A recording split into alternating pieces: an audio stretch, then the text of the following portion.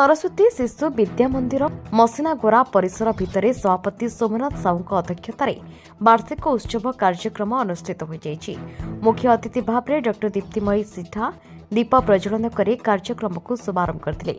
अवसर प्राप्त प्राध्यापक कंटामाल संकुल प्रमुख संतोष कुमार बीसी मुख्य वक्ता भाव में जोगदेकी शिशु उपरे बापा और माँ मानकर कर्तव्य और शिशुर सर्वांगीन विकास उपरे मार्गदर्शन प्रदान करते। सम्मानित अतिथि भाव में शिक्षा विकास समिति ओडिशार बौद्ध जिला प्रमुख कार्तिकेश्वर बेहरा, जिला परिषद सभ्या श्रीमती सुमित्रा साहू, खुंटीगोरा सरपंच रविचंद्र महाकुड़ उपस्थित रही।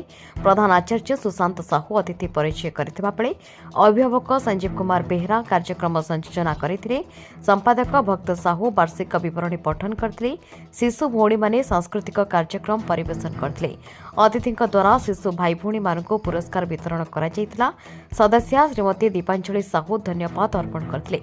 आचार्य श्रीकांत कुदेई, विकास साहू, नेपाल प्रधान सुशांत माझी, झरणा प्रधान, साइबनी पात्र, संध्याराणी मंधारी, ममता रणा, वेदमती कुदेई, सुरसुता भोई, स्वागतिका नाग, वाहन चालक राजकुमार रणा सहयोग करथिले। परिचालना समिति कार्यकर्ता बंधु भगिनी, मातृभारती विद्युत परिषद कार्यकर्ता, सांबादिक बंधु उपस्थित रही उत्साहित करथिले। खबर पछर खबर को लोकलोचन को आनिबा, शासन प्रशासन पाखरे समाजर सुर रखिबा एवं साधारण लोकंकु न्याय जोगाई देबारे सहायक हेबा पई जोड़ी हुंतु आम सहित।